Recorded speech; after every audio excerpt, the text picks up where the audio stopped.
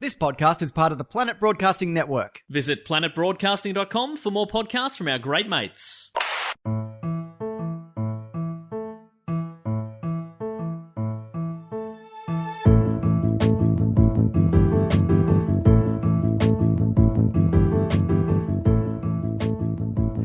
Hello and welcome to another episode of Do Go On. My name is Dave Warnicky and I'm sitting here in a newly air-conditioned room with Matt Stewart and Jess Perkins. And you boys are bloody frosty and I can see your nips. I know, they're poking through.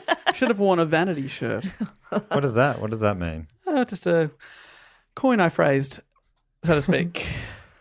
I meant to say a phrase I coined, but I tried to cover it up by making it look like I did it on purpose. Great to be here. Great to be here. I'm too cold to think. And hey, good one giving away that we sit during these reports. Yeah. Thanks for that. I wanted people to believe that we just walked around. I levitate. Yeah, I'm a floater. Can't get rid of me. I lie down, have a little nap, get in a little fetal position. I call it the egg. Yeah. Getting the egg. Yeah, it's good. It's That's good. that's pre-fetal position, Yeah, wow. Yeah. if you think about it. And which you I am shouldn't. now. Okay. Which sure. came first, the fetal position or the pre-fetal position? Well, That's the now I've said it out loud. Yeah. That's pretty clear. I mean, You can hear that, can't you? that's a dumb question. That's okay. There's no dumb questions. I think there are. That was one. Actually, I'm sure I've probably said this, but somebody when I was at school, I was writing something down and a girl from school said, "Have you always been left-handed?" Always? Really? That's a dumb question. Like as in you were pranking her? Yeah, like I converted last year. Wow. Have you always been left-handed? Can I ask you a question? Yeah. What did you say? Have you always been left-handed? Yeah. Okay. Hey, imagine if there'd been some sort of twist there. Now, before we crack on with this week's lovely episode. Crack on like an egg. The pre-chicken, as I like to call it. As we pre-chicken on with the show, we should tell you about some live shows we've got coming up, including one next month. Very exciting. We're coming to Adelaide for the first ever time on March 10. And we would love you to be there, Matt. Oh, okay. Yeah, I'd love Would to you be come? there. Yeah, sure. Oh, awesome. I'm actually going to be in Adelaide anyway for Bone Dry, which is at the Adelaide Fringe Festival for 2 weeks. Well, isn't that fortunate that we booked this gig at the same time? Otherwise, it would have been terrible. if Hey, we'd Dave, booked it. can I come? Please. Oh, sweet. That's so good. It's a great new venue at the Australian Wine Centre. It's going to be a real fun time. I can't wait to be there. Yes, so please come on down. It's going to be a beautiful afternoon show. First time in Adelaide. Don't make it our last time, Adelaide. Please. Yeah. Buy those tickets. Not to threaten you, but we won't come back. But come on. People told us not to go. So we're judging you. Hang around for a glass of vino afterwards. Oh, we'll be hanging out. We'll be hanging out. We'd love to meet the great people of Adelaide with a glass of vino. I want a vino. I want a vino so bad. Last year in Adelaide, I was doing my show, and after one of the shows, I was down in the bar, and someone came up to me and goes, "You're not Matt Stewart from Do Go On, are you?" And I said, "Yeah, I am." She's like, "What are you doing in town?" I'm like, "Oh, I'm doing my festival show upstairs at this pub." And she's like, "Really? What? You should have mentioned on the podcast." I'm like, "Oh, I reckon I have at the start of every episode of the last month or something." She's like, "Oh, I always skip that bit." So she probably won't find out about the She live won't show. know that we were ever in Adelaide and she could have seen us live. Wow. Ah. Well, that's really on her, isn't it? Yeah, totally. In a lot of ways. Well, she Yeah. also won't know that we're doing 4 shows at the Melbourne Comedy Festival at the end of March and throughout April. So we'd also love other people, including her if possible, to come along to those. Yeah, come along. They're very fun. They are fun. And we're only going to, so we're recording 4 of those. We're probably only going to release 2 episodes, 2 reports. So the other 2 will be after dark specials, even though they're in the afternoon still. No, but I'll make it dark. Yeah, I'm it's going to be gonna- super dark. I'm going to wear a skimpy outfit. Nice. I'm going to wear an emo outfit. I'm going to dress Ooh. like a goth. Yeah, all right. I know they're not the same thing. I changed my mind. And I'm going to dress like a skimpy goth. And I'll be in the middle. Oh, Bridging the yeah, gap. sexy goth. Like a sexy Halloween goth. Yeah. Oh, Oh, I'm dressed up as a goth for Halloween. Oh, I'm so Ooh, sexy. I got Sexy. eyeliner, but also a maid's costume for some reason. got eyeliner on my genitals. Ooh. Just wanted to define my balls. Yeah, wow. It's on the one eye. Yeah. It's permanently winking. A real fine liner for that. I don't know what that means, The really. finest of lines. Anyway, live shows, come to those. Matt's also on tour around the country with Bone Dry. Yeah. Fantastic show. About to open in Perth on the 12th, so it'll be so good to see you there. And you can find out details about Perth, Adelaide, Brisbane and Melbourne at mattstewartcomedy.com/gigs. And I'll say that you can use the discount code do go on. It's at least worth a try. You're not sure if it's still valid. Yeah. But hey, give it a crack. Yeah. Why not? What's Roll. the worst thing that can happen? It doesn't work, and then you just pay full price like an idiot. I don't think I've mentioned this on the podcast yet, but I got some cool merch to be selling after the shows if anyone's interested. These enamel pins of my face. So good. I haven't. Have you seen those? I saw it on Facebook. Oh, I'd love to pick up. Can I have one? Yeah, can we Yes. get one? I'll buy one. Yeah, come Oh on the no, show. I just want one. Exclusively available after the show. You won't. Just give one to me now. Just come to the show. I'll be there outside the venue. Do you have some with you here? No, only at the show. That seems odd. What are you gonna do? Guess I'm gonna have to go to the show. Not happy about it. Maybe I'll just linger out the front at the end of his show, and then I don't have to sit through it. Oh, don't give people ideas, Jess. Oh yeah. You walk out to a crowd of thousands in the street, but you performed to 4. Where were you all? That's not going to happen, Matt. Of course I will be at your show because your shows are always excellent and everybody else should be there too. Oh, Yes. thanks, Papa. I'm just ragging on my friend. If you don't go, I will find you and I will hurt you. Are you talking to me now or them? I'm talking to them Oh, thank and goodness. you, Oh, because I'll be there, Matt. I don't want to die. Dave. You better be there. I want a pin. You better be there. You can come after the Adelaide show in Adelaide. Busy. Yeah. Dave and I Drink want to some- go see. We want to see pandas. Oh, yeah. the Night pandas. Pandas After Dark. Oh, cute. Speaking of sexy goths. Both double eyeliner. Yeah. And panda eyes. Speaking of sexy goth, pandas. Bit of fun there. All right, we better roll into this week's episode, which is going to be a fantastic report from none other than Matt Stewart himself. Report. Yes. Bob, do you want to explain what the show is for new listeners? Oh my God, I would love to. Thank you so much. So what it is I'm Jess. That's Matt. Dave's over there. The three of us have been doing this a while, and we take turns on a rotation writing up a report that's suggested by a listener, and then we say it to the other two who don't really listen much and make some jokes. How's that? Yeah, I think that's apt. it. Yeah. I listen. Did you mention that the people not doing the report don't know what the report's going to be about? And then we get onto the topic That with was a question. implied. Yeah, that was. implied. I mean, now you're kind of spoon feeding. Yeah. You know, Don't want to patronise. everyone got that. Yeah. But yeah, okay. If you want to just really, Mansplain. yeah, a little bit there. But all right. I said mansplain like it was a real thing. Bit of a joke there. So this week's question is, so this was suggested by two different listeners, and it went up for a vote on Patreon.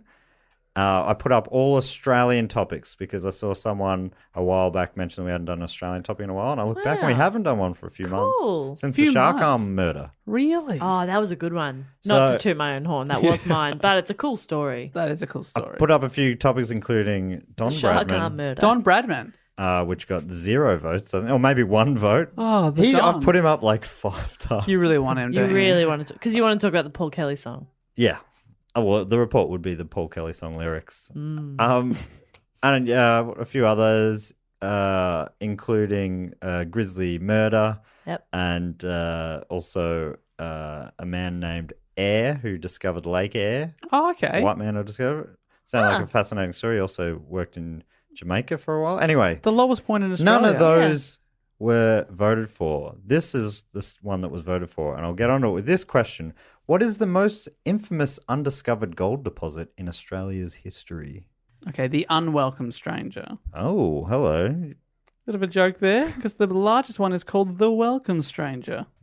Oh, Dave. Well, this I'll be high-fiving myself for that. Thank you. this would make the welcome stranger look like a piece of shit. Wow. A little speck of shit on your shoe. The speck of shit. That's what they called. Original title. The speck of shit. It's named after the man who is said to have found it, but never, And his name was... Lasseter's Reef. That's right. Jess, I think just pipped you at the post there, Dave. For God's sake, let me have one. Dave, I'm giving you not one, but 2 middle fingers. No. That's a double. 2 for second. The Davy double. Cop it. Cop that. See, one of those things that I guess, I don't know if you're in the same boat here, but I've heard the phrase Lasseter's Reef. Yeah. One of those things that rolls off the tongue and then you go, what's that? I've got What's absolutely that? nothing. Yeah, what's that actually I mean? had no idea about I had what no this idea it was. has anything to do Cool. with gold. Yeah, no idea. Yeah, that's I didn't either. I would have assumed coral. Yes, but apparently it's got nothing to do with. It means a very different meaning of the word reef. Oh, It was suggested by Jess from Melbourne, thank you. Yes. and also Oh, that is rigged. No wonder she got it. Vinny I wanted to learn more. Vinny Policastro from New Jersey, New Jersey. Oh, and that is clearly Jess's cousin. yeah. cousin Vinny. My Cousin cousin. Vinny. Jess's We've all cousin got a Vinny. cousin Vinny, We mate. do. So let us begin. Oh, please. Lewis Hubert Lasseter was born on the 27th of September in 1880. 1880, right. A good year. He was born in Bamgani in Victoria, which is the next town over from Meredith, the location of the Great Meredith Music Festival that all three of us have been to. Bamgani. So have you seen signs for Bamgani on your way to Merritt? Did you No, know it's of just that sort of town? beyond it. Yeah. I've seen signs, but I don't think I've ever been through it. Yeah, Cool. because I wouldn't have been able to even tell you that was Victorian. There No, you go. definitely not. It's a tiny, tiny little town, right in the heart of sort of gold rush area, not too far from Ballarat. But obviously, he was born after the gold rush, as Neil Young once called his album. His parents were an English couple, William and Agnes Lasseter. Agnes. Agnes nee Cruikshank, which is Yuck. Agnes Cruikshank. I'd love to check the. What? I love What? that You name. thought I was going to love Agnes. I love Agnes Cruikshank so much. Just when you thought it couldn't get any worse. Agnes. I would love to check the Australian birth records to see over the last 10 years if there's been a single Agnes born. Weirdly, I don't mind Angus, but Agnes is hard to say. I don't like how the shape my mouth makes. I don't know why, but I think of a dying plant.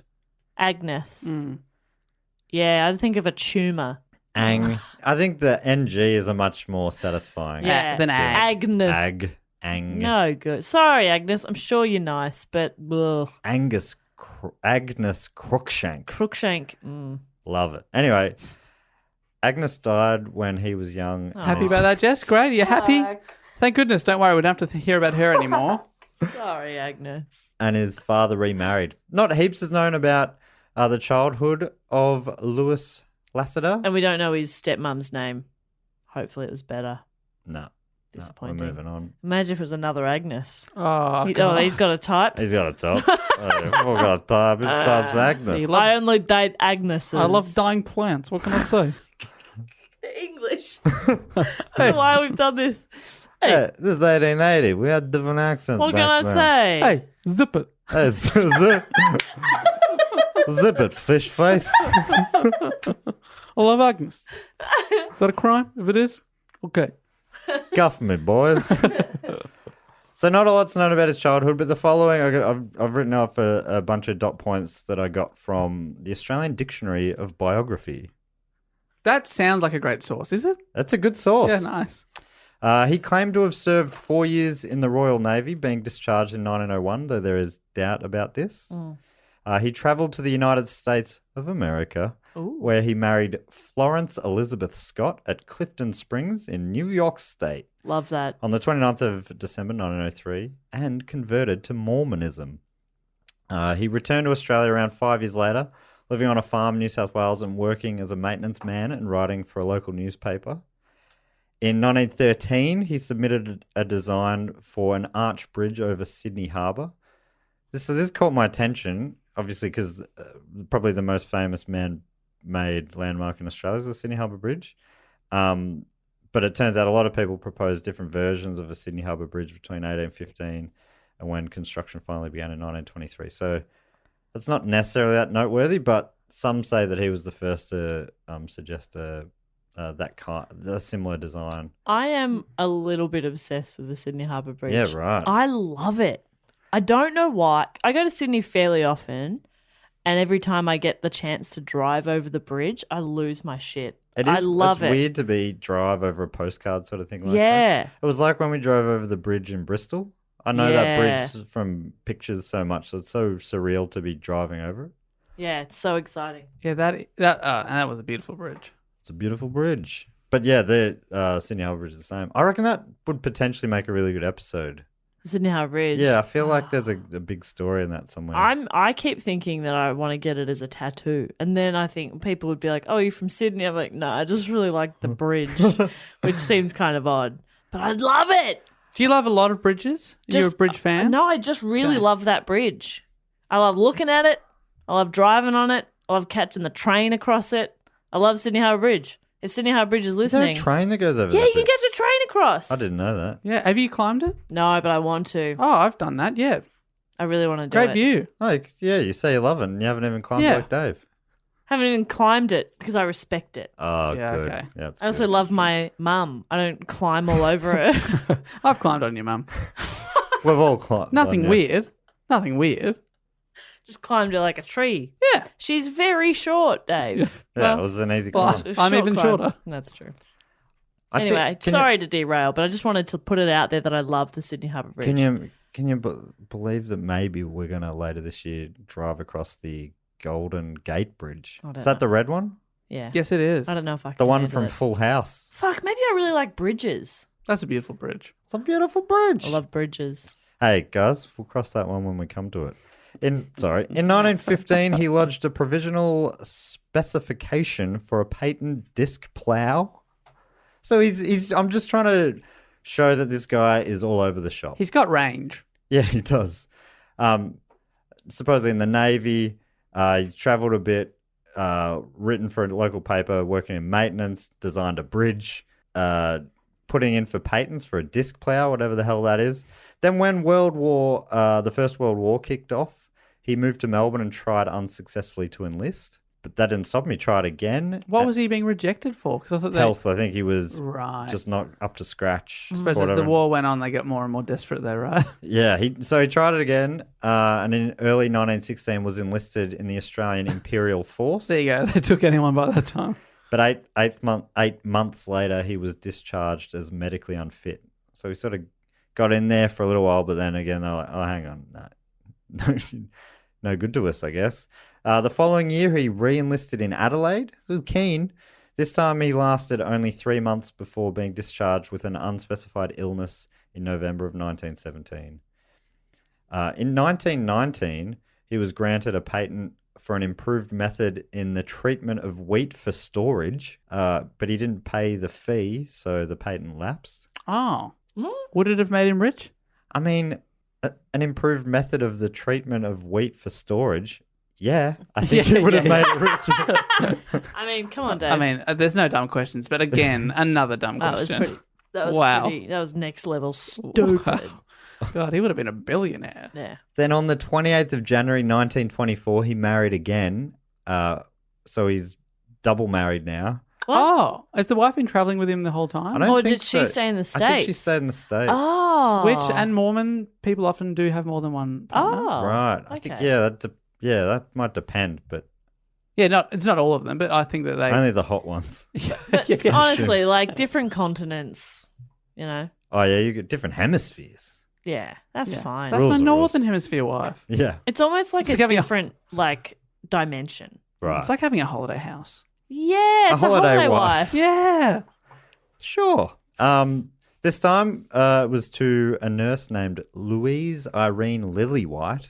Oh, Louise Lillywhite is cute. Love but it. Louise Irene. Yeah, get rid of Irene. But you never use your middle name, do you? Then between 1925 and 1929, he worked in Canberra as a carpenter, had a feud with his local council for some reason over his house.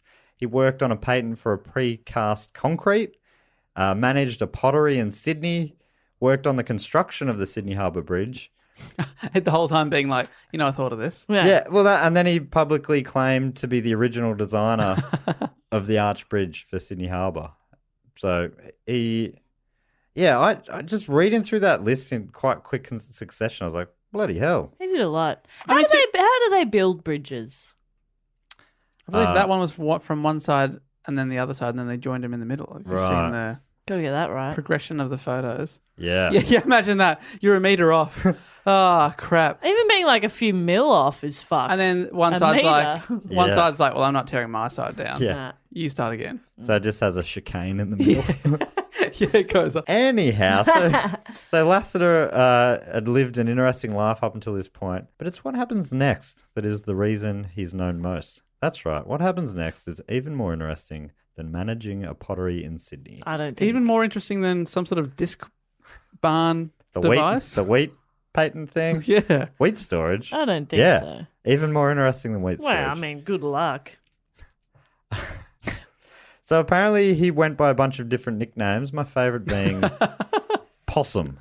That's a good nickname, I reckon. That's good. Do you know any possums? Yeah, a girl I went to high school with, to primary school with, her mum called her Possum. Right. Yeah, it feels like an infantile sort of thing. Not There's Nah, she was 43. there's a politician from South Australia, I believe, Fraser Gorman, and he had to come out publicly on the record last year because the media, there was some issue over his academic transcripts. He was claiming he'd been to 2 universities, which he had, and then the media came across it and they discovered that his middle name by law is Possum. And then he had to come out and do a press conference. We talked about this on the project because it was such a bizarre moment. He had to come out and be like, so my parents, yes, they loved me when I was just before I was born, and But then that changed. when I was born. and then there were some possums on the roof, and my parents loved the possum. So when I was born, they called me Fraser Possum Gorman. It was he had to have a press conference about it. Why? Leave him alone. It was so strange. Who cares? So I do know a possum. People have weird middle names. It's fine. Don't worry about it. That's true. Mine's very silly. Yeah, it's so dumb. Don't say it. All right, I won't. That's embarrassing. Oh. Cashmo. Don't- So here, one of the sources I've used quite a bit is an article from the New South Wales State Library website. And here's a little description they have written down there. From back in the day, Lasseter is a little nuggety fellow, darkish complexion, flat chubby face with no nose bridge. Ironic, because he was obsessed with the bridge. Maybe that's why. He was partly bald and his scalp showed many deep scars. Which part was he bald? Forehead. He was a man of jumbled moods and never quite happy. Oh, yeah, can relate. His special pastime was singing hymns, all set to the one tune. Hang on, what? He loved singing Mormon hymns. Apparently, they were all set to the same tune. What One of was his the quirks. tune? See the bombers fly up, up. Yeah, that's where that song came from. Happy birthday to you. You. That's your version of a Mormon hymn? I don't know many Mormon hymns. Yeah, well, grow up. Read a book, Dave. Read a bloody book. Read a hymn book, mate. Anyway, on the 14th of October 1929, Lasseter wrote to the federal member for Kalgoorlie, a man named A.E. Texas Green. Texas was his nickname. I'm like, I wonder why this is. Looked it up. It's because he went to America for a bit.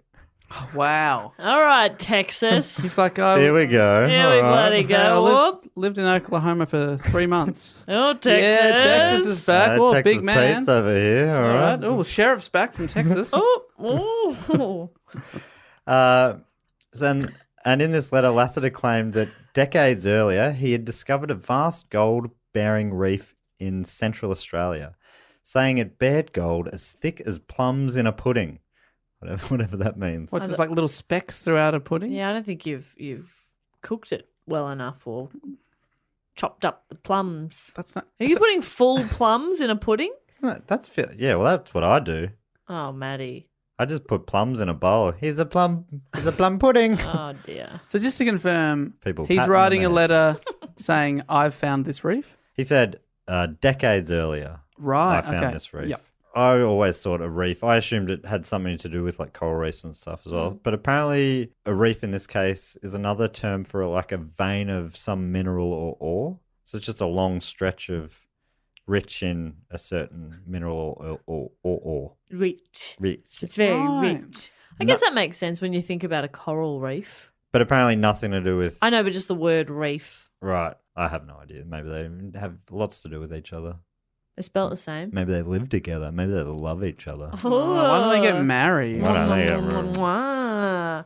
Reef and Reef sitting in a tree. It would lead to some awkward moments, like when guests come, are you with the Reef side or the Yeah. Reef side? Confusion. God. Confusion ensues. Reef or Reef? I beg your pardon? Ugh. That usher is having a terrible And then time. later at the reception, they're serving beef or reef, and it's just confusing everyone once again. Yeah. Beef for the reef and a reef for the reef. No worries, coming right up.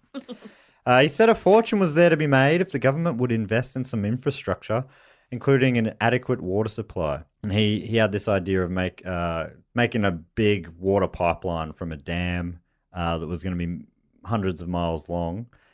He claimed to be a competent surveyor and prospector. Like he seems to just say whatever he needs to be, he's good at it. Right, but it sounds like he must be pretty good at a range of things. Yeah, it if seems like getting by. Certainly he's seems to be very good at talking and communicating and getting people to believe what he's saying to some degree. He said he could do this for £2,000. He'd be able to survey the route for them.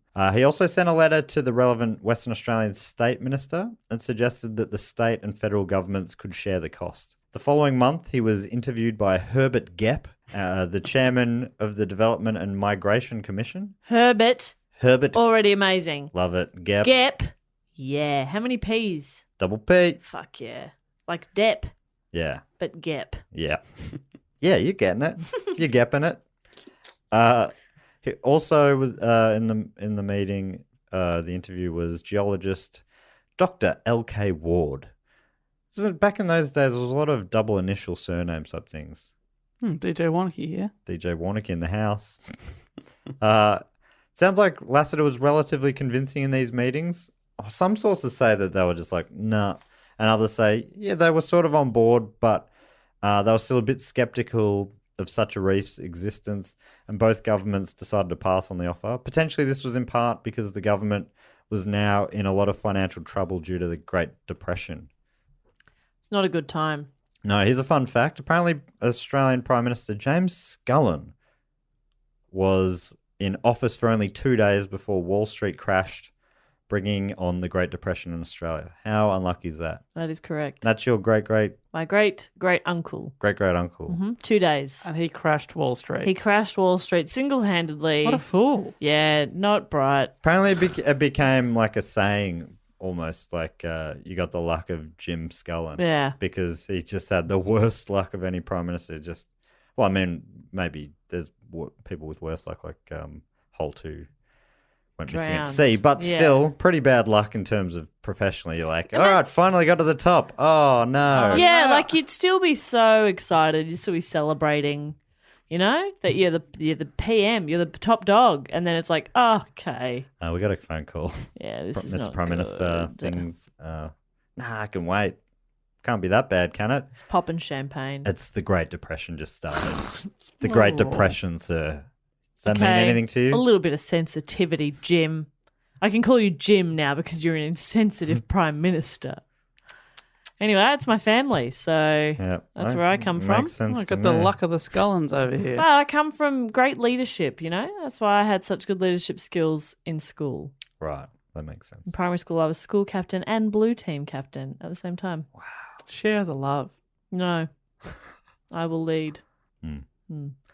So he was rejected by the government, but did not give up easily, as he then approached the Australian Workers' Union in the hope they would fund his survey.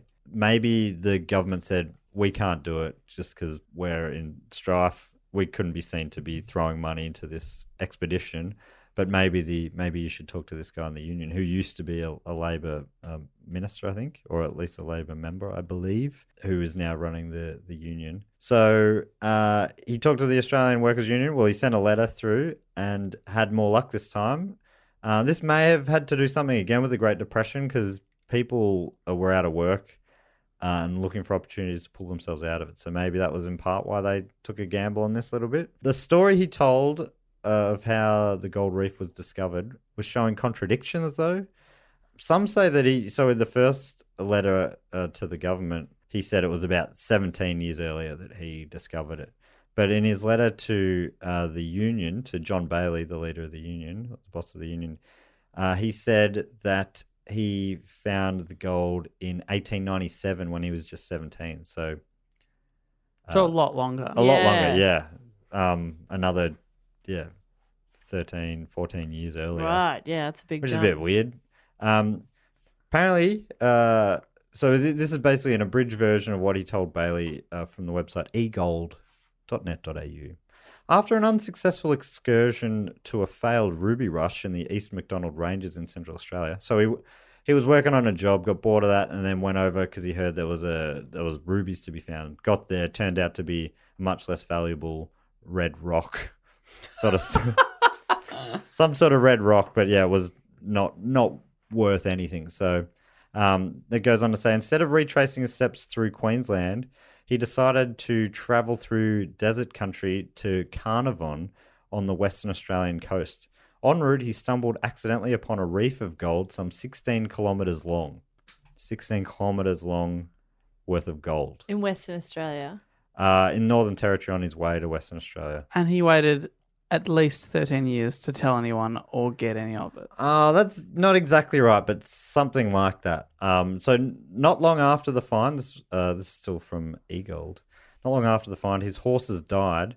He became lost and was on the ground. Basically, his story, this is all his story to the Union. He was all but dead when an Afghan cameleer came along, picked him up and took him to a surveyor named Harding. Apparently, despite being close to death, he kept a bag filled with samples of gold from when he discovered the gold and showed them to Harding, who was super excited by the gold and was like, we got to go back there. We got to go check it out. This is all still part of the story he's telling. Yeah, sure. Take me to the reef, right? But Lasseter said he was so scarred from his near-death experience, he never wanted to go back. But eventually, he relented, and they went back together, rediscovered the gold with Harding, but soon after, Harding died, leaving Lasseter as the only living person to have seen the reef. How convenient. This is the story he told Bailey, seemingly with many holes, but still a bloody good story. Part of it was that the story basically means that he ended up walking from Queensland to Western Australia. A lot of that on foot. Like thousands and thousands of kilometres, often through the desert. Yeah, I don't think anyone would have done it before then. And Especially solo. Yeah. With a dead horse. Yeah, at times he had a horse, I think, and at times he was on a camel, but it's all very far-fetched sounding. And if it was true, there was someone in that meeting with the union boss, Bailey, who knew a bit about this stuff. He did the sums. An estimated value of the gold would have been £66 million in 1929 money. Whoa.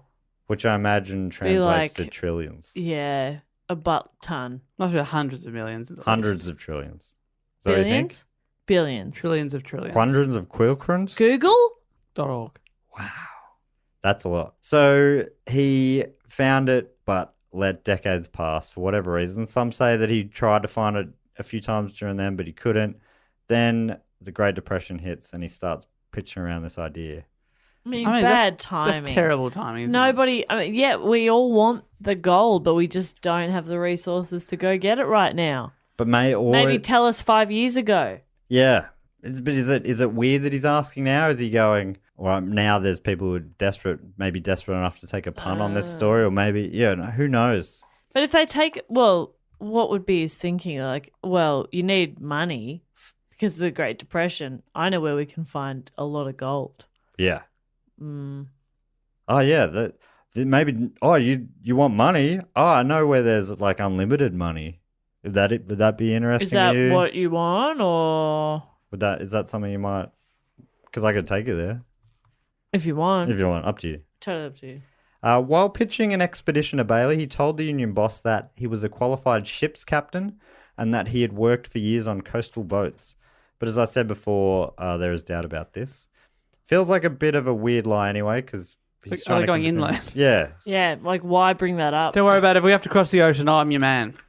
Now, into the desert.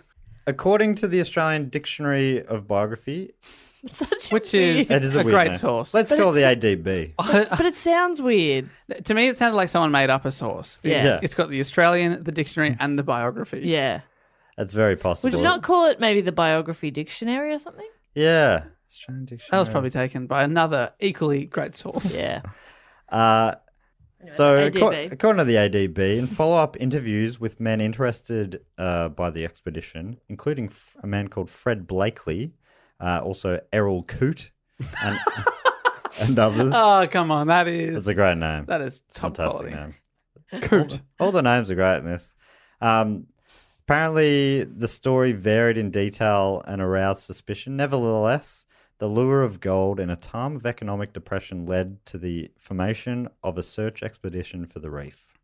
I suppose people are. You're pretty desperate. So you're like, no, he sounds like he's bullshitting, but maybe he's not. I've If got he's- nothing to lose. Because if he's not bullshitting and if you can go find some gold, then you're more than you're set up forever. Like you're good. So It's it like, is well, a I can't get a gamble. job in the city anyway. I may as well go with this Yeah. crackpot. And they're also, the money that's going to fund it is sort of coming from the union, so it's sort of coming from the workers are paying for it anyway. Right, so it's kind of like you're just investing your time rather than your life savings. Yeah, I think everyone on there is getting paid to go. Oh, fuck yeah. Ah, So it's mainly getting the man John Bailey to okay it, and once he does, he puts together this motley crew to go in, which is always good. There should be a movie made of this with like American comedian actors like Adam Sandler and stuff, I think. Yes. Don't you Doing Australian accents, though, preferably. Because I love it I do too. when Americans do Australian accents. I do too. It's real fun. and I think it sounds a little something. I like this. Okay, God, what there, Kobe? What's going on here over here? Something like that. That pretty is- good. Yeah. I don't reckon I'll at that there, reckon I? Okay, now you're just talking like you talk. I changed a little bit. How? I added a higher pitch. Yes. You're right. I hear it now. Thank you. A team was put together led by Fred Blakely, a man with a bit of bush experience but no experience whatsoever leading an expedition. Bit of bush experience. Join the club, mate. All right. Yeah, right. Yeah. Along with a prospector named George Sutherland, an engineer and driver named Philip Taylor, another driver, Fred Colson, an airplane pilot called Errol Coote, who we heard about before. Coot's flying the plane. G'day, ladies and gentlemen. This is your air captain, Errol Coote, speaking. You'd be Captain like- Coote. I wish pilots said "g'day." That'd be sick.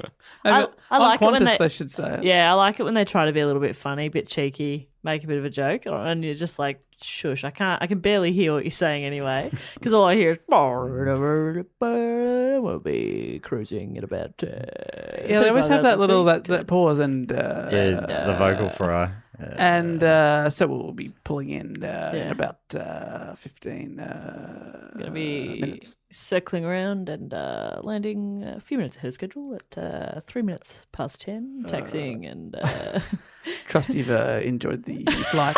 I look forward to seeing you next time you choose to fly. Cross-check, you prepare the cabin for landing.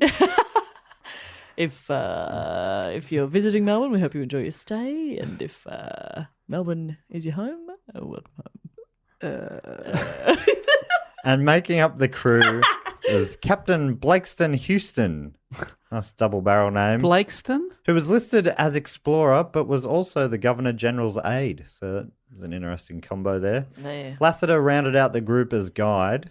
So how many are we talking? 7, I think. Nice. 1, 2, 3, 4, 5, 6, 6, 7. 7. And if they have a pilot on board, are they flying at all? Yes. Cool. Lasseter was paid £5 a week for his role. Before they set off, Bailey became nervous that all the knowledge of the reef's location was in Lasseter's head. And though We've got to get it out. Where's the ice pick? crack this egg open. No, Lasseter wasn't keen to give up the location. He agreed to write the coordinates in invisible ink on some paper. Yes. All right, guys. I'll make a deal. You hear the word invisible ink, the phrase, you're like, oh, crap. We are going to die. This guy's a loon. Oh, crap. Tell you what I will do. I'll send a carrier pigeon. If I die, find the pigeon. No, You'll know the one. The pigeon will find The you. pigeon will find you. So he agreed to put this was agreed to with Bailey. Well, Bailey so- wasn't and coming along. He was the union boss who was funding it, but he was staying in civilization. There is also that key part in the Mormon religion, parodied both on South Park and in the Book of Mormon, where Joseph Smith, founder of Mormonism, reads some golden plates and someone dictates what he's reading out and translating, but they're not allowed to see the plates. Right. And then, he's got to do it twice, and the second time he has to use different plates that it has a different meaning to the first one, so he can't even repeat it. Right. So I can see this invisible ink thing making sense to this guy. Yeah. He said he'd put it on paper in invisible ink, and then that paper was to be held securely in a bank vault in case he died for whatever reason. And When did invisible ink come in? I mean, and if it's in a bank vault, why does it have to be invisible? I don't know. There's a lot of paranoia, I guess, with big fortunes like this. People are like, I've got the key to this god. I don't want to tell you where it is, and you find it without me. I guess is what he's saying. According to the New South Wales, and you can understand why they'd be like, what happens if you die out there? Yeah. You're the only one who knows where it is. So apparently, he wrote down the exact coordinates of where it was. Or he just remembered him. Nerd. Imagine remembering coordinates. Hey, Ugh. £66 million fortune at that time. I'd remember a few numbers. How many? One. What number? One. Ah. My coordinates are One. one. Got the pen and paper out.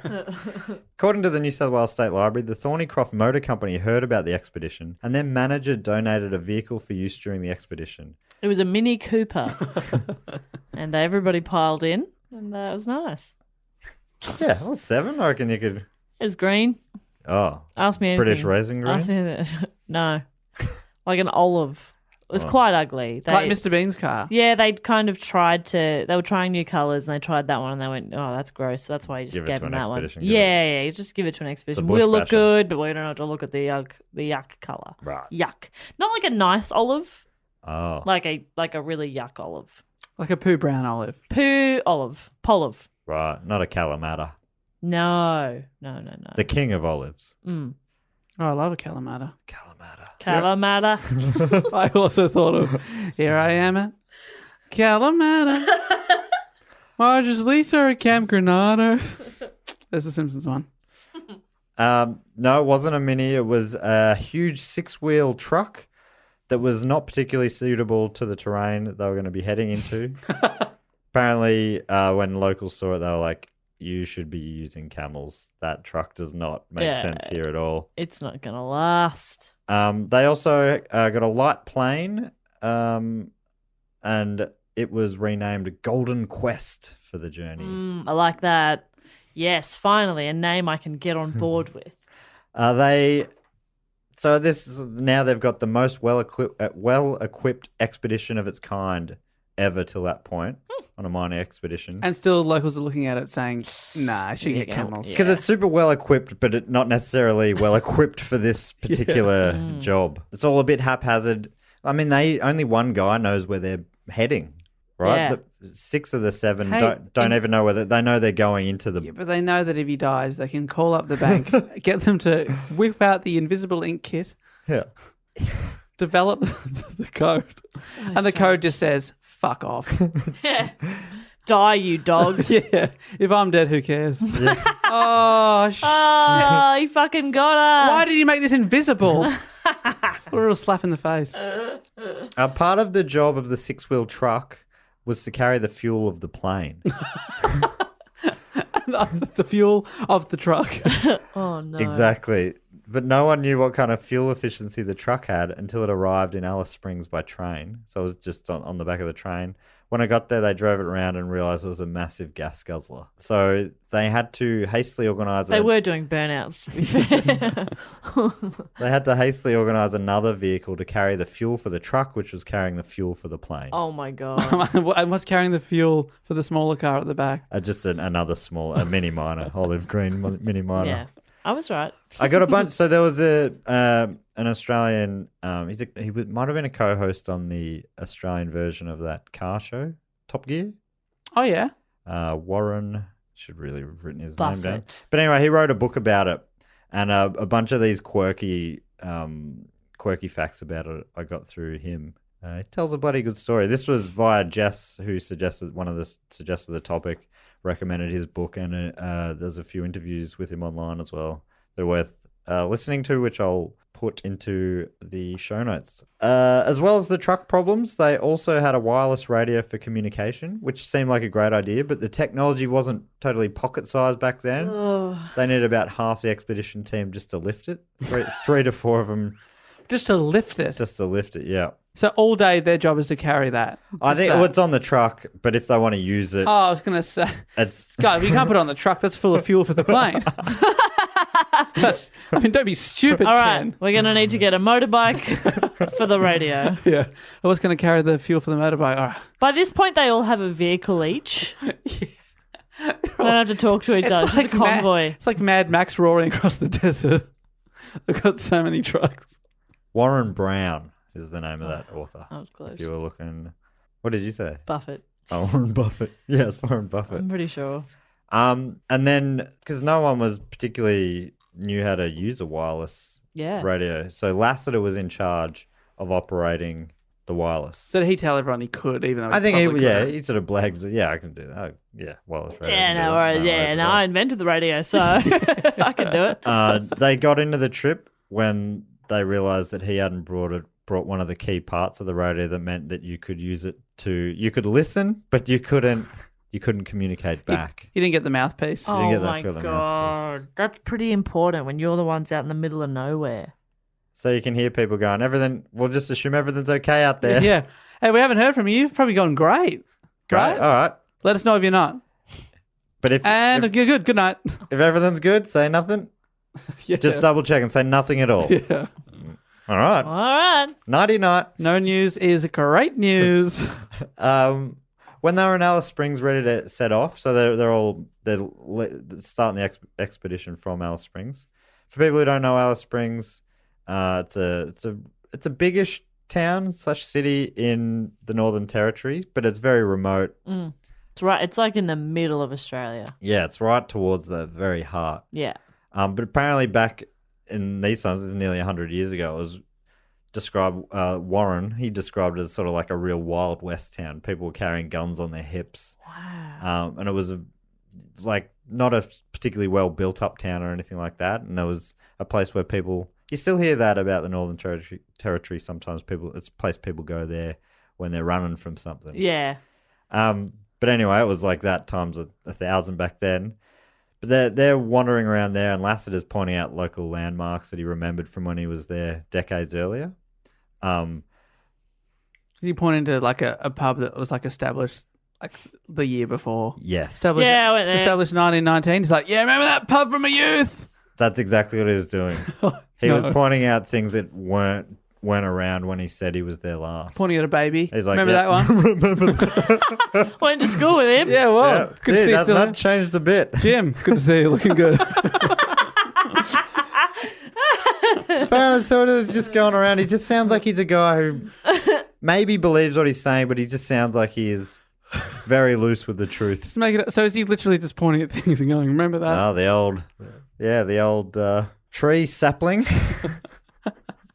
Yeah, remember that? Yeah, remember that when it was an even smaller sapling. Remember that? It was just a seed when I was here last. Yeah, so they weren't there when he was there last, and people noticed, and he looked like he clearly didn't know what he was talking about. Yet for whatever reason, the expedition went ahead. on. Yeah. We're talking about your mate Dave, Errol Coote, the pilot. I love him. Apparently, he wasn't actually a qualified pilot. Good. He was just confident. He'd flown before, but he had some sort of lapsed. But he'd flown as a passenger. We've all, I've flown. It's like saying we've flown. I've flown. I've flown to like heaps of countries. Yeah, he flew in the emergency thing. You know, he said he'd help in an emergency. Yeah, that's right. In an emergency, I'd throw the door out the plane. Exit row. Yeah, I've done the short course. Yeah, no worries. Read the pamphlet. I've nodded at the flight attendant. Gone, yep. Mm-hmm. Yep. Mm-hmm. They say, legroom. Jessica, Yep. when was the last time you were in the exit row? And I go, a couple months ago. And they go, are you willing and able to assist in an emergency? And I go, sure. But they always put me in the middle seat. Fuck, kill me. You know? Oh. So you're yelling, kill me. And you just said you'll help people in an emergency. Yeah, I'll help others, but kill me. I'm going down with the plane, guys. I'm a hero. I'd love to hear, obviously there are lots of survival stories on planes. I'd love to hear about what people in the exit row actually did. Yeah. Did they help out, or was it just like, sorry, everyone for themselves? Yeah. Kicking kids out the way to get down the slide.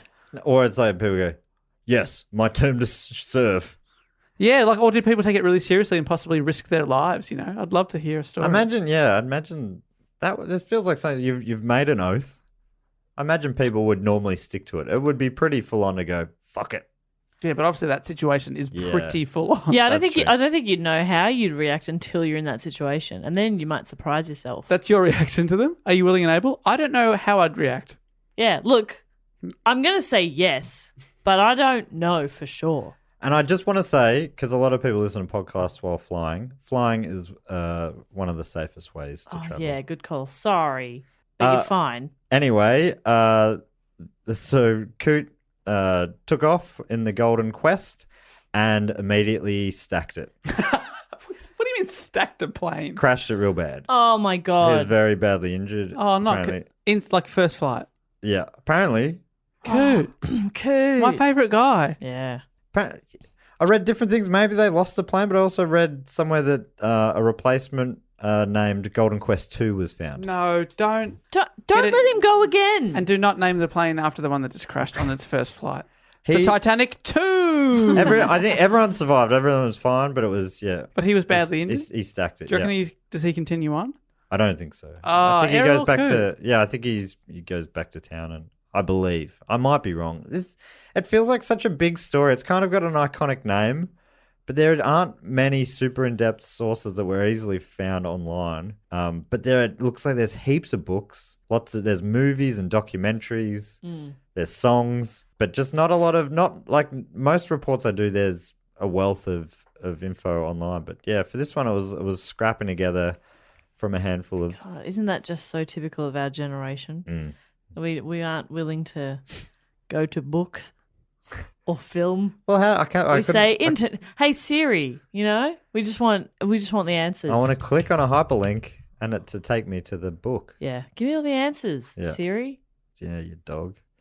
On July 21st, 1930, I also read on July 30th. So even the day they left is different. Somewhere in that week. Yeah, but also maybe they left at different times. Maybe the plane left at a different time from the truck or something. Right. See, I think the idea was, the plane would be able to sight stuff from above and they'd be able to communicate between the two and help each other. But that sort of fell apart when the plane fell apart. And when they didn't have the right radio equipment. Oh, dear. So they head off from Alice Springs, heading west for a place called El Bilba. Or El Billa. The big 6-wheel truck made it less than a couple of 100 meters before it got badly bogged.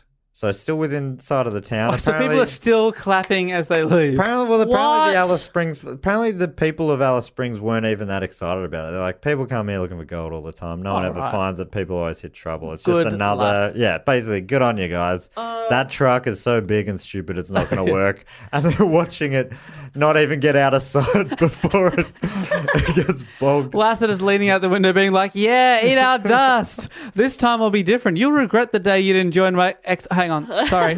What's happened here? Put in drive. Oh, it is. Oh, no. Oh no. Oh, dear. Reverse? Oh, you can't. Oh, no. You got 4-wheel drive mode? Yeah, can you guys, the guys that are just told to go fuck themselves, can you get out Here's and a dig? push.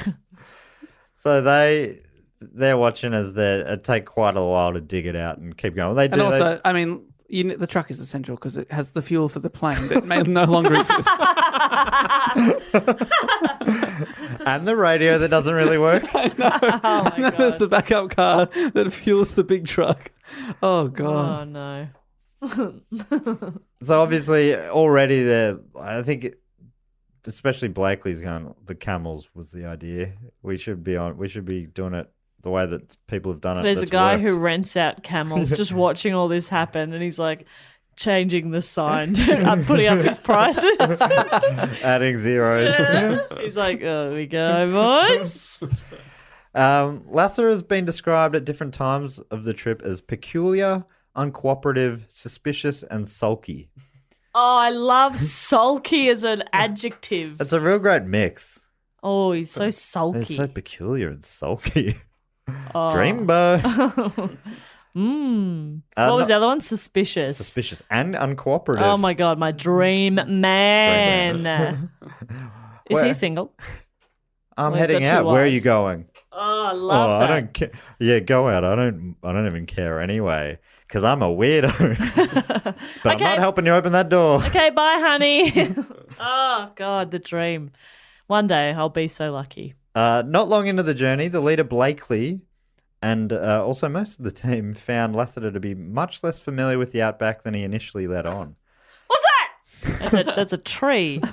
Ah, cool. I knew Brad. that. Yeah, I've seen it before. To others in the expedition, it seemed like any of his purported knowledge could have been found in a book. Basically, he seemed like a guy who had no first-hand experience of the area at all. He had read a book. Yeah, apparently big reader. Something that Matt is not prepared to do, apparently. He would tell the others that he recognized trees that weren't old enough to have been He there. doesn't know what a tree is. He's pointing at like a small bush. Warren Brown used the example. He's like, yeah, I slept in a hammock between these two trees here. And they're like, they could not have been here 30 years ago. And he's like, no. Sulking now. Guess that's when he was sulking. When people called him on his bullshit. Yeah, it sounds He like never he was, sulked. he's just kind of making stuff up as it was going along. Oh, we go, yeah, this way, Oh, dear. I guess now. Oh dear. But what's his plan? Is if the goal doesn't exist and he's not insane and believes it does exist, what is he hoping will happen? That they might accidentally find something and him be like, there it is, that's it. Yeah. It's hard. How do you back out of this? You get halfway there and then you got to come all the way back. But your guess is as good as mine, Dave. According to the New South Wales State Library again, his descriptions of the reef were vague at best, and he seemed to possess almost no navigational abilities. Do you think he just wanted friends? It does feel a bit like A that. bit lonely. Just start a club or something. You don't have to take people out into the middle of the desert. That's murdery. Just join a cricket team. You know, Right. that's a good way to make friends if you're a weirdo. But I mean, if Cricketers are all weirdos. It's so weird. it doesn't really make sense though, that it was because he was lonely. Because on the trip, he kept mainly to himself. He kept him separate from the group, including sleeping away from the others, and he was often found singing his Mormon hymns and writing in his journal. Dear diary. Happy birthday to you. Oh, that was up the Bombers. Happy birthday. I can't do it. That classic Mormon birthday hymn. See the bomb. It's fine. Happy birthday, high up. All of this led to growing worries in the group that they were on a wild goose chase, and it sounds like Lasseter did little to reassure them.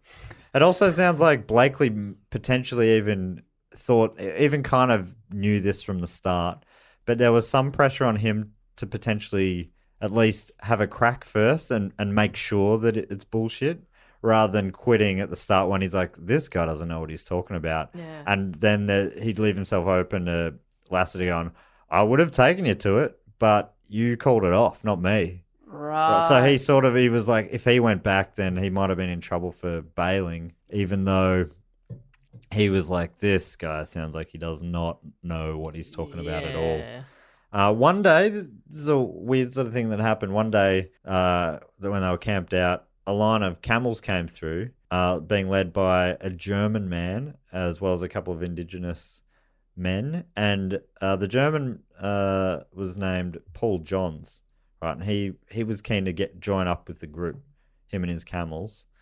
He was a bushman and a dingo trapper, as well as he was from a German missionary not too far away. Oh, okay. Right, but someone who actually knows how to live on the land. He Yeah. sounds like a good resource. Yeah, I reckon I'd team up with this guy. Yeah. But it sounds like he's also a bit of a loose unit, but he's sort of like he knows what he's doing on the land, sort of, anyway. Living and working on the land. Is that Sha-la-la-la-la. And also, another thing Warren Brown said was that one thing that everyone knew how to do, if you lived on the land back then, especially. sorry, if you lived and worked on the land? If you were living and working on the land. What did you do back then? Everyone would know how to make damper. It was like one of the most basic skills. Flour and water, cook it. It's sort of like a bush bread. My It's mum, like a scone almost. my mum knows how to make damper. And Yeah. she, sure, was a country kid, but like an hour out of the city, you know? Yeah. So yeah, he should know, if you've lived on the land, you should So- know how to make damper. And if you've walked from Queensland to Western yeah, Australia. you'd probably know how to make damper. Basically, walking from Queensland to Western Australia is like walking from California to New York. It's so far. It'd be something like that, right, Dave? Yeah, I mean, for a reference, yeah. Australia's very big. It's a similar width to the US, I think. Yeah, if you went, I don't know if he's gone coast to coast, but yeah, it's I think that's basically the idea. He was almost Far coast to out. coast. Or It's- the plan was, yeah. so fast. Or his story was that he went through Yes. this. Right. So anyway, they're But saying damper- you should be able to. Yeah, there's a butt coming. And then, yeah, he had no idea how to make it. So people were like, What did they're you like, eat? what is this? Is just another thing. And I must have been like, I mean, I'm not even surprised anymore. No. But imagine if that is a big red flag. Yeah. You can't make damper. Oh, And then no. they just no, it they all all break drops. down. They all start crying. The penny drops. All right, fine. I've never seen that tree before. I'm a fraud. I don't even know what gold is. I tried to sell a red rock as a ruby. I'm a fuckwit. Oh.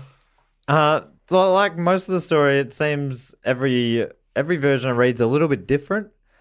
Because also, you know, the version of the story are from different sources immediately, different people in the group. A few of them wrote their versions of the story, and then other people have tried to piece together from that. So there's all these different kind of versions. One of the things that I read happened next was that they reached Mount Marjorie, and when they got there, Lasseter all of a sudden was like, actually, you guys were 150 miles too far north of where we should be. Apparently that was the last straw. Blakely's like, you don't know what you're talking about. Stop fucking with us. That's it. Another version of it, this is what Warren Brown said. He said that they reached this great big natural landmark. It's a huge sort of basin, kind of almost like a mini Grand Canyon. Right. It's like anyone would know it. If you'd been anywhere around here, you'd know this spot. And he clearly had never seen it before. And apparently, Everyone's going, oh, wow. And he's like, wow. I mean, yawn. Oh. been here, done that. Yeah. Boring. Oh, this whole thing? Huh, you guys are cute. Anyway, whatever. I'm cool. And maybe he was even saying, let's go down into that. And they're like, if we take our trucks and stuff down there, we die. It just won't happen. So apparently something like that, some big event happened that was the last straw And for they whatever caught him on reason. it. And they go, mate, you are full of shit. They finally sort of called him out on it, and said, you can just go. We'll leave you. We won't take you back and tell the cops and everything that you've wasted all this money. You can just go find your gold, whatever. We're going back to Alice Springs. So they all left apart from Lasseter and the German. Oh, so the German has joined them and he's stuck The it out. German John's. Well, the good thing, Whoa. I guess the German's kind of like, well, I know how to survive out here anyway, right? So I'll Yeah. be fine even if this idiot doesn't Yeah, know what yeah. he's doing. And it also sounds like through all of it, everyone basically thinks it's bullshit, but there's always part of everyone who's like, maybe. Yeah, you don't want to be the one who calls bullshit and then it pays off and everybody's mega rich. Everyone's like, wearing diamond rings. mega rich, and you're like, fuck. stuck in the Great Depression. I think that's how people get caught in Yeah. playing the lottery every week. I've got to play the same numbers every week. I can't bail this week. This week will be the week I get my numbers. Exactly. I'm going to pay another $15 to I pay tell you, every week. $15. I'm part of a syndicate at work, and I have that exact mindset. Yeah, it's hard to trap. This is a trap That's now. a real trap. $5 every week. And It's been nearly 2 years now. you imagine it's never going to be the same. But you put that $5 in some sort of investment or a term deposit or something. Or like buy myself a pie or something really nice. Yeah, just enjoy it at the time. Yeah. Matt's trying to get at the fact that, like, if you just put $5 aside and left it there, you'd have some money, and you're like, or I could get a pie. Yeah, I'd probably be a happier guy. But you go. By now, I would have had over 100 extra pies in my lifetime. You're like Homer when he had shares in the power plant. Well, everyone had shares, and he got a call from his stockbroker, and he's like, $15. He's like, ooh, and he pictures he could buy a nice hammer. So he cashes out, and everyone else doesn't till like soon after, and they're all millionaires. Lenny gets gold teeth, I think. Isn't that something like that? He gets his face permanently put into a smile. Yeah. Oh, Dave, that was the cutest thing ever. Or I could get a pie. It's like, yeah, that's also what Matt was getting at. Yeah, invest. Yeah, invest in a Invest pie. in pies. Yeah. Yeah, that's something, that'll always appreciate and value. Yeah, The exactly. In your memory of that tum. pie. It always goes up, not down. My weight, that is. So this is I think around or a bit less than 2 months since they set off. He was left with just the German Paul Johns. Are the Indigenous fellas still with them? I Not sure. don't think so. I think it's just the two. I'm pretty sure it's just Do the they have a two. couple of camels at least? Yeah, they do have the camels still. So they're in some decent shape, assuming that there is this gold thing that they're looking for. This is from the New South State Library page again about Johns and Lasseter, though. Their relationship quickly grew turbulent. Lasseter was determined to push on at all costs, and having overtired their camels, decided to leave them with Johns for a few days while he continued his search. He went off alone on foot again. Oh, left behind the desert expert. The desert expert and he's an the idiot. camels, which they'd tired out. They tired out. Camels. I mean, aren't you tired? Yeah, if the camels are knackered, then You need to rest Yeah, too. it's time for everyone to rest. Have a snooze. That is, Have a yeah. little snooze. Imagine they don't tire that easily in the desert, being their home. who knows? And they're known to not tire. Right. Yeah. They're like the Energizer camels. And they got humps on them. Yeah. And they what- sing that song, my hump, my hump, my hump. I've got a hump on my back. Check it out, my hump. I'm a camel. That's a big hit. Love that song. Lasseter returned a couple of days later. With him, he had a bag of samples. He said, yes, I found the fabled reef." Nah. Okay, if he's got, well, all right. If you can show gold that you didn't have before, I would be. But how do starting we to know he listen. didn't have it before? Yeah, he's just been carrying a bag of gold. He the whole sounds trip. like a fucking... It sounds like something he would do. If I know Lasseter, and I think I do. Yeah. You know his type. I know his type. So he's got this bag of gold, right? And John's like, awesome, let me check it out. And Lasseter said, no way. What? He's like, I don't want you to see it. I don't That's the trust you. whole point. What's the point of the bag of samples? I don't understand. It's like he never thinks anything through. He's like, oh, I'll prove to him. I'll just show him this bag. And he'd be like, oh, I assume that's full of gold. No more questions. Let's keep on with the search. Anyway, that led to a fist fight Yeah. between the men. John pulled a gun. Okay. They continued to wrestle. Somehow Lasseter took control of the gun, pointed it at Johns. And he's like, stand down. What Holy the- shit! Then they took a breath, calmed down, and went, all right, fine. Let's go our separate ways. Johns goes, I'm out of here. I'm heading back to Alice Springs. Apparently then Lasseter wrote a letter to the cops and he gave it to Johns and said, deliver this to the cops, please. And then they parted ways. And there was another letter saying, send help. This is where he is. Send supplies for Lasseter. John's headed off. He opened the letter, read it, and the letter said, arrest this man. He pulled a gun on me. Like he wasn't going to read it. And He's basically saying, take yourself off to the police, mate. Imagine if he's like, here's a letter. Anyway, see you later. Toodaloo. Hang on a second. so John's read it and he's like, all right, well, I'm not going to be going to the cops. And he took a big detour. He went back past his mission. So he's also meaning that the letter saying, hey, send supplies back out. That's also not going out. But on the way was Lasseter like, thanks so much, mate. Yeah. Just hand this into the cops. Anyway, agree to disagree. Appreciate everything you've done. Don't read the letter. See you later. Hey, I know we've had our ups and downs, but I'll always treasure you. And if you're ever in town, hit me up. Yeah. Yeah. Don't read the letter. Goodbye. Thank you.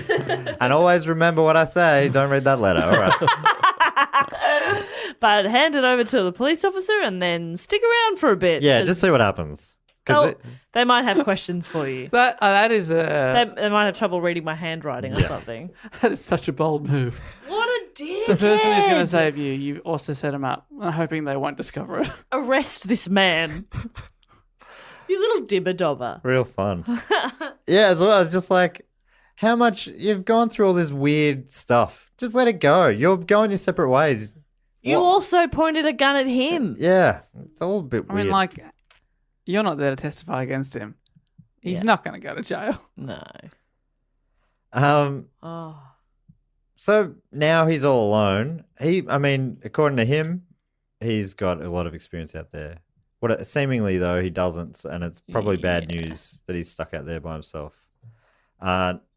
He wasn't heard from for quite a while, or at all, Oh my God. Or ever again? or ever again. Oh, okay. Understood. Not that surprised, to be honest. There was no huge rush apparently to go search, They were like, you're going to wait. but then a local man a few months later, named Bob Buck. Yes. Bobby Buck. He took out a search party to find him, and in March of 1931, the following year, they found his body and his journal.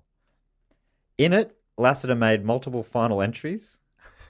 Like, this is my last entry. All right, all right. my God. I know I said that was the last one, but this is the last one. It reminds me of who was the guy that died out in the wilderness? McCunn. Yeah, and it was like, today was a really bad day, but I don't want to talk about it. Yeah, you sort of assume that, and I mean, this is we should be able to track down this journal, but I assume it's something like, I can't go on. Yeah. You won't be hearing from me again. Farewell, cruel world. And then the next page, hey, I know I said this is a bit embarrassing. Anyway, I'm still kicking. Turns out I'm still alive. But this time I've got to say, I can't go on. And I mean it this time. Honestly, I think today's the last day. Yeah. And I don't want you to think I died yesterday if I die today. Yeah. So today, death day. All right. Okay. Anyway. Time of death now. Bye. Toodaloo. Bye. All right. See ya. Bye. Bye. All right. Yep. Okay. okay. Love you, mate. Bye. Bye. Next page. Okay. So No, you would not read about it. The next page is P.S. Still alive. this is getting ridiculous. I admit it. Really? But I just will not die.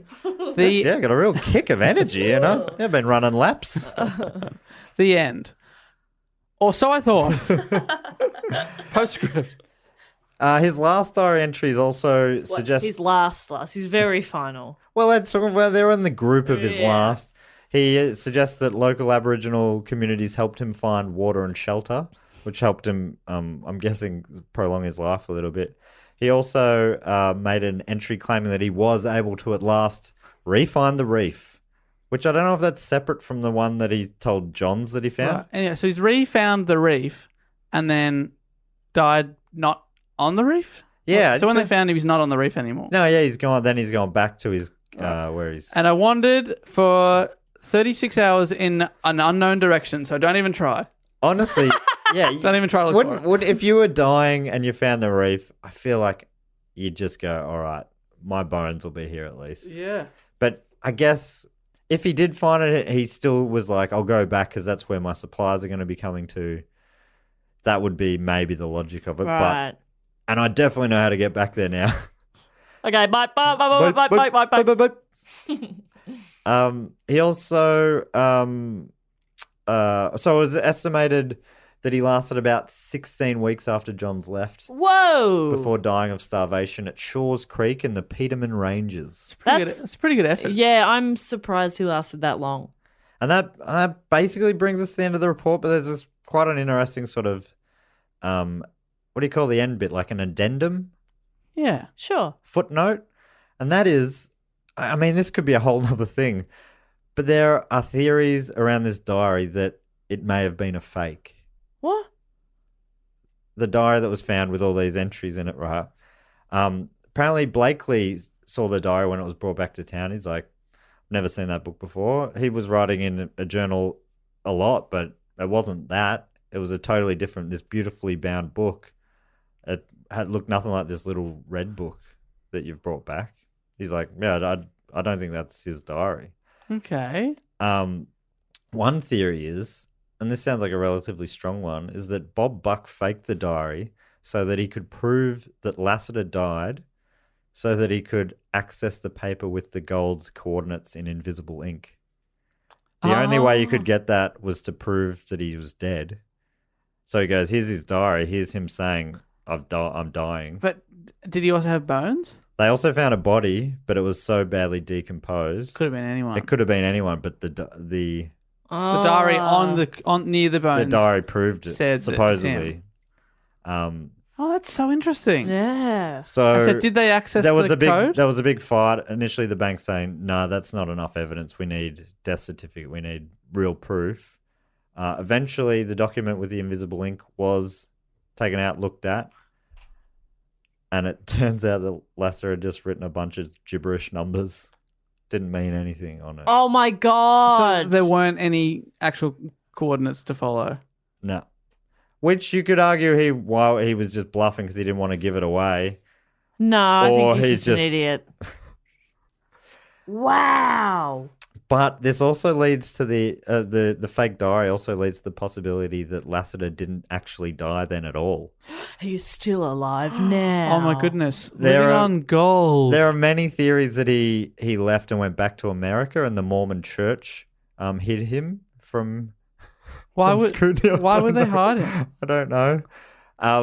Others say Nobody that, really looked for him. yeah, no one. It was people. So you wouldn't have to. Yeah. He spent his whole life in America hiding. He's but in it's a like, bunker, in a tiny bunker. No one's looking for you. No one cares, mate. No, we're glad you're gone. So he's other people like there were people cited him in other places as well. So there's thoughts that he went back to Sydney and Canberra, and he's sort of spotted all over the place.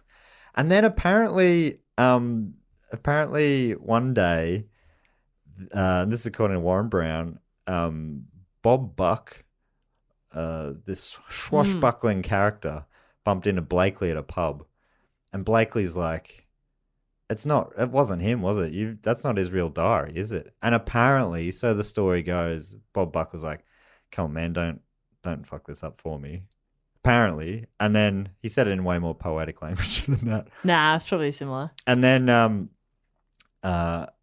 apparently Bob Buck said to him, he goes, was it his, Bob Buck was asked, was that his body? Yeah. And Bob Buck's like, to be honest, I couldn't even be sure if it was a black man or a white man. Whoa. So it's just bones by that point, basically. So if he's gone out with this fake diary, do you reckon is he just looking for anybody? He's just hoping to find a body and then he'll be like, whoa, that's him. Got him. But like, what are the chances? Yeah. I mean, it all sounds weird to me. And it's like how much of it all feels like it's like levels of fiction on top of whatever actually happened. Like it's hard to grip onto anything. It all feels like shifting sand in your hands. It all feels very false, right? Yeah. That is insane. But it's just all of it is so weird. And it's funny, like you said, Dave, I'd heard the term Lasseter's Reef. I assumed it was a surf break somewhere. Yeah. I had no idea. Yeah, like Point Cook, Lasseter's Reef. Point Cook. Yeah. An inland Melbourne suburb. A known surf point. Oh, no, you're right. Yeah, no, there's like that a is thing. there's a beach. Yeah. Sorry, Dave. Just like a Yeah. Like just the name of a local place. Yeah. Yeah. I just always assumed. No gold was ever found. Still to this day, but people. That's wild. So is Lasseter's Reef then, is it like the term is used for like a wild goose chase kind of thing? Or There are still people today who believe it's real. And a documentary was made like 5 years ago searching for it.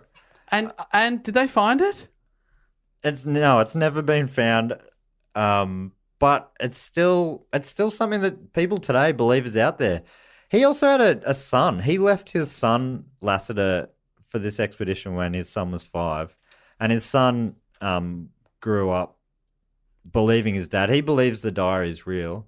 There was an interview with him with ABC about 5 years ago talking about... He's alive now. Well, he was alive 5 years ago. Jeez, must be pretty 85. old. Okay, right. yeah, right. So he could still be around, but he was like, he blamed Blakely, and he reckoned Blakely made up a lot of bullshit around it.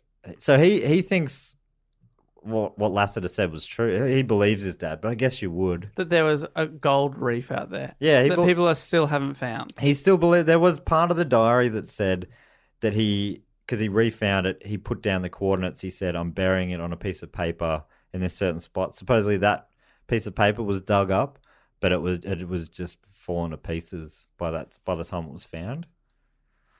So it's Feels like everyone's a little bit full of shit in this story, doesn't it? especially me. I made this up. It's a wild tale. That is so great. It's a wild time. I'd love to see it turned into a big movie. It really builds. Yeah. Why? Yeah. It's like, what's that dude's name who made the Australia movie? Baz Luhrmann. It was about some people on a farm. Surely this is the movie that's called Australia. Well, he's famous for making quality films. Nah. Oh, hang on.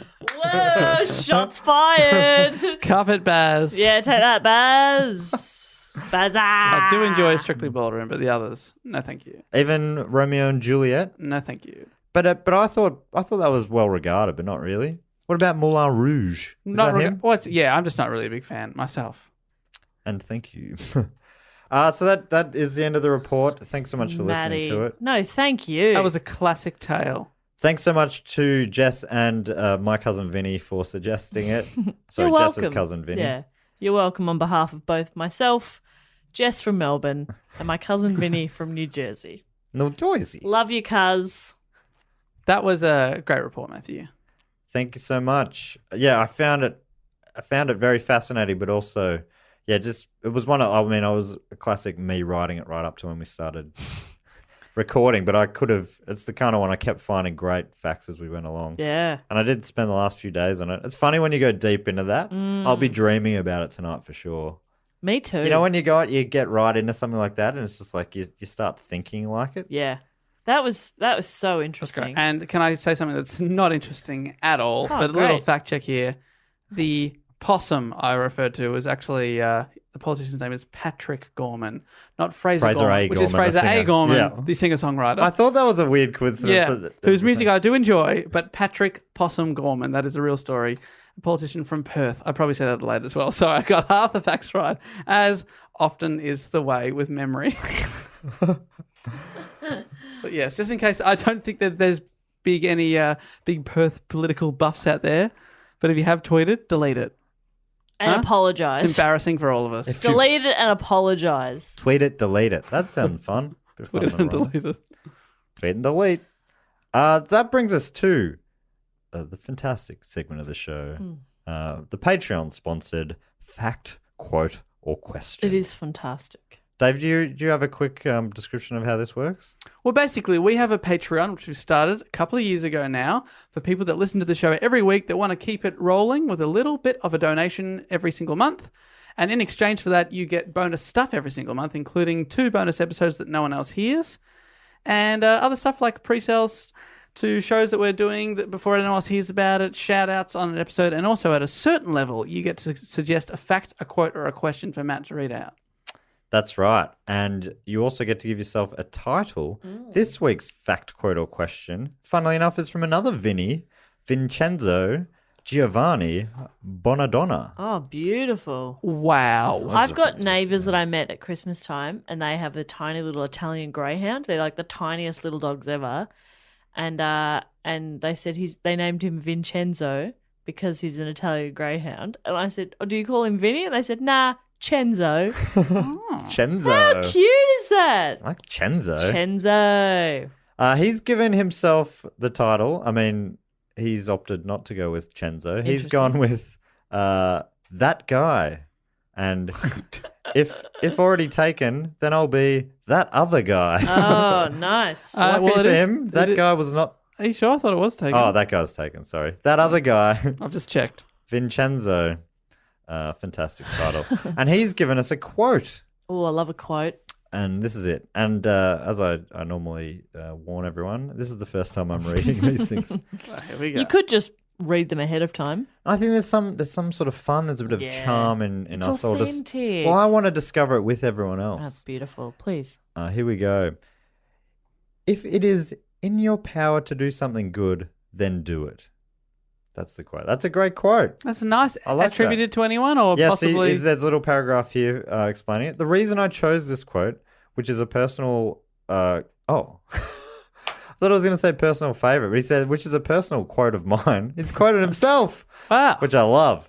Is because when I first joined the Patreon, I was going to suggest Bill Finger as a topic, but I was too late because a day later, I noticed Batman was the topic for the week. If Bob Kane had done the right thing, then who knows what different things could have happened for Bill Finger and his family. And it shouldn't have taken so long for him to get his recognition.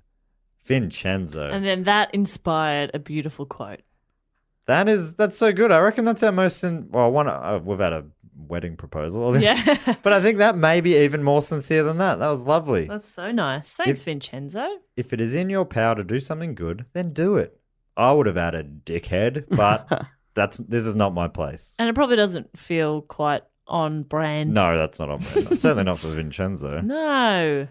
If it is in your power to do something good, then do it. Thank you so much, Vincenzo. And that, to the level that Dave was talking about there, is the Sydney Scheinberg. The deluxe package on Patreon. That's right. So thank you so much for that, Vincenzo. And did the Shinies vote on this topic as well? Yes, that's right. So it's an exclusive hat that only people in that tier get to vote for one of the three of our topics. And it is. There's not heaps of people in there, so the votes are always close. Every vote definitely counts in this. You can actually sway it with your vote. I'm so don't pretty waste sure them. this one 7-6 or 6-5. It was very close. Very close. I put up Whoa. 6 topics, and I think they were at one point they were level, and I think it ended up being like 7-6 to 6-5 with the top 4 topics. Very, very. And then close. Dodd Bradman on 0. Don Bradman maybe on 1. I'll get Don up eventually. Get him up. The Babe Ruth of Australian cricket. Come on. If you don't find the history of Babe Ruth boring, then what about a more obscure guy that you don't know of? I'm talking Babe to Ruth Americans was exclusively. there. left-handed. Is that true? Well, Don Bradman Yes. taught himself cricket in the backyard, hitting a golf ball with a stick. A stump. Damn it. That's why I got to do a report. Why do you know that? You don't know anything about sport. That's how he got his. That's just one of those fable things. How he got his good eye. He used to just hit a tiny ball with a skinny stick against So then the wall. it was a bit easier to hit a big ball with a wide basically. stick. Yeah. That makes sense. Yeah. I mean, I imagine generations since have tried it and not been Yeah, the greatest that's right. batsman of the century. So There's also I think it was maybe the first Melbourne Cup winner, I think it was Archer, and the story goes that they walked it down from Queensland or something for the race. They don't want by that time he was like 3,000 meters. Piece of piss. Yeah. Another of my relatives rode in the Melbourne Cup. Like Really? one of the really early ones. John Nicholas Perkins or something. No and kidding. The horse was called Flatcatcher. Flatcatcher. Flatcatcher. What does There's a that big portrait mean? of it in my parents' Catching house. flat. Yeah, catching flat. I don't Why want is to catch that? that. Like, how's that difficult to understand? Well, Catch a flat. catch a flat. Didn't Oh, catch now a that you've flat. said it again. That was that third time that it sunk in. Another thing that we do as well at the end of every episode is we thank some of our patrons as well. So I reckon it's about that time now. It is, definitely is. And we normally do a bit of a game. Bopper, what are we doing for these people's names? So Lasseter's Reef. Yeah. Let's give them a surname something. A surname something, and it's some sort of riches, hidden riches, or hidden Yeah. something. It could be anything, but it's riches. Yeah. It's a hidden riches knowledge. somewhere. All right, great. Because knowledge is the ultimate power. Fight me on it, Dave.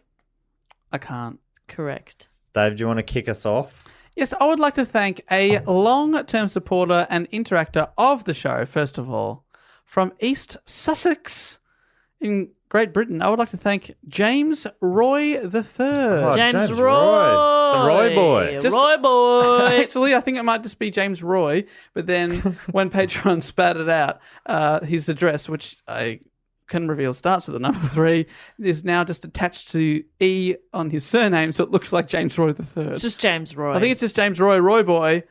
Thank you so much for your support over the years. The Roy boys. Roy's Riches. Oh, Roy's riches. Yeah. Oh, that's good. And where are they hidden? In the Australian outback. Yeah, Yeah. we're going to discover they're all at the Australian outback. And also, because James Roy is such a great guy, I'm predicting that he will have a son who will have a son, and they'll all be James Roy. So there Okay, will be great. 3 James Roys if there's not already James. And thank you. I hope you spend those riches wisely. Yeah. Riches. Did you want to have a go? No. I'm just noticing a common trend of me putting myself out there, being vulnerable, having a go, having a bit of fun, and you just shitting all over it. Wasn't the broad umbrella topic was riches. Yeah, but I like alliteration. You've All right, Roy's Rubies. You happy? No. Oh, Shit. Roy's riches of rubies. That's so good. Sorry, Bob. Roy's riches is great. I think it should be Roy's Ruby Riches. Oh, right. That sounds hot. sounds hot. Am I saying that right? I'm not sure if you are. Depends on how you mean it. But yes, thank you, James Roy. Thank you, the Roy boy. I would like to thank also from New South Wales, from Q. We've got a Q in Victoria. Lovely, there's one in New South Wales as well. We've got Michael Kendon. Kendon. Sounds like Kendall. That's what I thought. Yeah, so maybe pristine Barbies. Oh, yes, because Still in the box. they'd be worth really a lot of money, but you would not want to bury them in the desert. Original series. Oh, Like I said, they're not in the desert. They're in a storage facility. Yeah. hidden in the desert. Below ground at Cooper Pedy. Temperature controlled. Yes. Temperature control. Kendon's, Ken and Barbie dolls. Oh, yeah, you're going to be rich. That sounds They're good. making a movie about Barbie. Margot Robbie's going to play Barbie. Yeah, so that's an international thing. Barbies. Barbies. Yep. They're not Australian. I don't understand. Maybe. I don't fucking know or care. They are not They're Australian. not Australian. Because I know in America they have Lisa and the Lionheart and Malibu Stacy. Yeah, that's true. They do have that in America. Yeah. That's right, which is, of course, a parody of Barbie. Can I thank some people Yes, too? please. I would like to thank from Hammondville Oh, in New South Wales also. I mean, speaking of riches, am I right? yeah. Sounds like a gated Hammondville. community. Yeah, it's a community named after Richard Hammond. Oh, speaking of Top Gear. Yeah. I'd like to thank Will Thurston. Another great long-term supporter, as all of these people are. True. When I hear Hammond, I think organs. Oh, okay. Does that help you, Dave? at Like all? body organs, human organs. Yeah, I think. Is he trafficking organs? Oh, Will Thurston's Hammond There is a lot human of, organs. There is Human a lot of organs. money in that. Yeah, a lot of money I in think. organs. Yeah, Not all that right. I know. I've looked into it. What? Well, so maybe it's Will's Organ Warehouse. Oh, come Come on down. I've got livers, kidneys, hearts. I just don't know where I've left my storage facility. So come on the search with me and get a new laugh. Yeah. Yeah, it's temperature controlled. Temper control. Temper control. I just yelled. I don't have that. Will Thurston, thank you. Thank you for your service to the healthcare system. Potentially, if we ever find. Yeah, if we ever find those organs. Yeah, we'll look up Will, our blood where type and find out what we need. Where did you get those organs? I'm O positive. If you need anything, Will. I'm O positive. You should shut up. Wow. I'm not sure what I am. I once thought about it, and I don't know, texted my mum, and she said, I don't know. I'm like, if she doesn't know and I don't know, I don't think anyone on earth does. Yeah, there's no way anybody would ever be able to tell. They can't. I think I'm one of the normal ones. Yeah. What are you? What's so positive? Is that normal? Yeah, very normal. It's Is like there a anything universal donor. Can someone do something with that information now that you've made it public? Yeah, they can give blood to me if I need a blood Yeah, transfusion. Could they somehow like sort of build your DNA genome? Based on my most common blood type? Or could they get Maybe. could they get a credit card in your name? Oh, knowing my blood type, yes. Hi, I'm Jess Perkins. Can you prove it? My Yeah. blood type's so No positive. positive. Any further questions? No, right this way, Absolutely Miss not. Perkins. Please. Please access this bank vault with a secret letter written in invisible ink on it. It just says, keep doing you. Hey, that would be something I would put in a vault because I'll never have money. Thank you to Will. I'd also like to thank from California. Oh. California. Oh, I went Hotel California. Oh, really? Yeah. Well, you're doing it wrong. Welcome Hotel to the Hotel California. California. I'd like to thank Carly Hall. Carly Hall. Carly Hall. Halls. Hall of horse meat. Wow, Carly. Hall I is hope- in like a passageway or as in a No, big, like it's big like a- load? like the Great Hall. Like the local town hall. Oh, wow. Carly's town hall of horse meat. I really hope Carly is vegetarian. Is that so? I was gonna say, Jess hopes that all Alice's are vegetarian. Stop pushing your beliefs on them, Yeah. Jess. Jess? Disappointing. I just meant because you've given her meat and she might not like that. Horse meat. It's a particular one as well. Yeah, That's right. it is a particular one. Yeah, it's a particular kind of meat. Comes from Horse. horses. There's some horses. So thank you to Carly and enjoy that hall of horse meat. Yeah, but stop horsing around. Yuck. If I could thank a couple of our fantastic supporters as well, please. Please. Pleasey. Pause. Could I thank from Cremorne in New South Wales? We've also got a Cremorne Day. Yeah, I mean, there's a so Rich- many names. Why did we just name them all the same? There's a thing? Richmond there too. Yeah, there's Got one of Richmonds those. everywhere. Yeah. What's with Richmond? Who's Richmond? From Cremorne, I'd love to thank Craig Scrobeck. Craig Scrobeck. He's bringing Scrobeck, and also I think what he's got is a bottomless pit of love. Oh, Craig's bottomless pit Take of a love. dip in Craig's bottomless pit of love. Wow, is it in the desert? Yeah. And me saying Roy's riches got your abuse. Okay. Yep. Bottomless pit of love. That bottomless is pit of love. Never ending. that commodity is invaluable. Invaluable and inexhaustible. Yeah. If you find Craig's bottomless pit of love. love. Good luck, though, because that is hard to find. Does it exist? Craig, you tell us. Yeah, hard to say. I believe him. Takes Yeah. work. Takes Yeah. work to get Takes to that work. bottomless pit of love. It's about communication, Mm. commitment, Yeah. patience, And empathy, sulkiness. and sulk. Sulk to your heart's content. Have a little sulk. Thank you so much, Mr. Craig Scrobeck. And I'd also love to thank from Eastern Cape, South Africa. Or South Africa. I mean, Eastern Cape, that's obviously next to Lasseter's Reef and Point Cook. I'd love to thank John Luke McLagan. Ooh, I like that. John Luke McLagan. John Luke McLagan. Yeah, so it's a Scottish last name, sort of a French-sounding first name, and then he's in South Africa. Jean-Luc? He's a man of the world. Yeah. I love that. I like that a lot. I think he has stumbled across, hasn't been able to re-find it since, but if we join him, he will find his big pit of... It's another pit. It's another pit. This one's got a bottom. It's full, in fact, of golden bottom prints. So people... What's that mean? It means people have made plaster casts of their butts. And they've been filled with liquid gold until they harden. And they've got hard golden butts. I've already got a hard golden butt.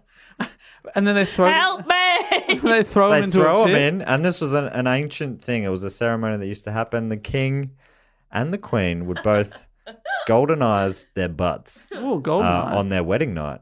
And they would chuck them in the pit of butts. Chuck them in the pit of butts. And then, the pit of butts. the civilization eventually fell down when they went for one night. When the king dropped trow, he was found to have 3 cheeks. And that started the end of that civilization. And it's buried somewhere under a jungle. It's buried under a jungle fell on top of it. Wow. So it is deep, but John Luke McLaughlin has found it, and he reckons he can find our way back there. And we're with you all the way, John Luke. 100%. I cannot wait for Indiana Jones and the Temple of the Golden Butt. Yeah. That sounds like it's going to be great. Yeah, it is. Can I make a cast of my butt? Yeah. Thank you. I've been Wow. doing squats. I mean, my whole life is built up to this moment. I try to look at my butt and I can't see it. No, you got to double mirror that. What? do you What? mean- What do You you got to mean? get to set up a double mirror. What do you mean you can't see it? Even Like a, a dog- a single mirror should do Like the a job. dog trying to take It's not steps. need a double mirror, surely. No, a single mirror should. I'm really looking do it. right now. I can't. I Oh, can't see it. You need to get a mirror, and I mean you're sitting on your. Why butt. can't I just get a cast? I'm looking right at mine. Yeah. All right, mate. I'm looking at the front of mine. Anyhow, front butt. Thank you to all the Patreon supporters. You make a world of difference in the lives of us 3 people. And we hope that you enjoy all the engagement that we also give you in the Patreon-only Facebook group. Yes, It's not just us chatting in there. You guys have started chatting a lot with each other. We love that. So good. Love jumping in there and getting distracted from other work. It's real nice. It's genuinely such a nice community. It's so nice, and can't wait to be. It sounds like a bunch of people in there are going to be seeing us at upcoming live shows, which is going to be really nice to meet people. And there's a thread in there, or there was a thread in there a month or so ago, but I think it still gets added to a little bit about where people hope we come to in America. And as we said, I think in last week's or the week before's episode, we're really keen to start making some plans. And if anyone has any expertise in the field of American podcast touring, please get in touch. Yeah. Are you some sort of diplomat that can wield some sort of power? Or give us diplomatic immunity, for example? Or, as some people say, Diplomatic immunity. That's what we're That's looking what for. Jean-Luc would say. yes. Or Jean-Luc. As I probably should have had a crack at just in case. Just in case. Jean-Luc. We should also say before we wrap up that Dave and I do go on spin-off podcasts. Dave does one about classic novels. He reads them, so you don't have to, and he brings a couple of guests in and he tells them in a very funny way. It's very similar sort of setup to Do Go On. Yeah, a bit of a report happening and people chiming in. So recent episodes include stuff on Frankenstein, 20,000 Leagues Under the Sea. I've also done Hamlet. So, Othello, Yeah, a couple Christmas of Carol with you guys. Yeah, so, but plenty of books. And I do a podcast called Primates, and we're all on each other's pods. You should check them both out. Primates is all about primates and popular culture. Very silly idea, but it's just a whole lot of fun. We talk about movies and TV shows and comics. I love it. Someone recently reviewed your podcast, Matt, and it said, this is way funnier than this idea deserves to be. Yeah. And that is a brilliant summation. It's a lot of fun. If you haven't given it a go, I highly recommend it. I think people go, I don't care about primates and I know, popular but you culture. don't need to Yeah. enjoy it. It's just the weird hook that you do just to have funny guests on and talk about a thing. So definitely check it out. A lot of people from around the Planet Broadcasting Network have been on. I've got a goal to get everyone who's got a podcast in this network to be a guest on my show at some point. Please check it out. Let us know what you think. And if you want to get in touch, Do Go On, you can get us on Twitter, Facebook, Instagram, Do Go On Pod. Gmail is dogoonpod@gmail.com. Our Patreon is patreon.com/dogoonpod. There's a little theme running here. Most things are just Do Go On Pod. And our website, dogoonpod.com, has links to most of those things. And I probably should have just said that. But also in the show notes, you can look at them there as well. Yeah, just clicky on your phone. Do it. If you have a suggestion for a topic, please get onto our website, click the Suggest a Topic button. Yeah, just a reminder, you don't have to be a Patreon supporter to suggest a topic. Anyone can do that at any time. That's right. So it's like a 24-hour hotline, baby. If you got a great idea for a topic, please put that in and give us a great spiel. I'm pretty sure, because I put all the spiels in the poll, and I'm pretty sure there's no coincidence that the Lasseter's Reef spiel was probably also the most enticing. So if you do put in a good spiel, that definitely does help. Sell it, baby, and give us some good references. Yes, please. But that does bring us to the end of another episode. Thank you so much for joining us this week. We hope you'll join us again next week. But until then, I will say thank you and goodbye. Laters. Bye.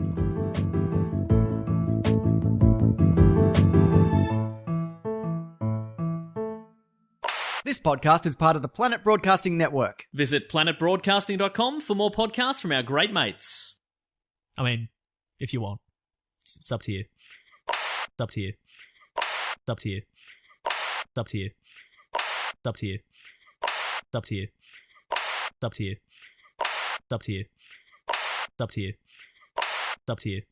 It's up to you.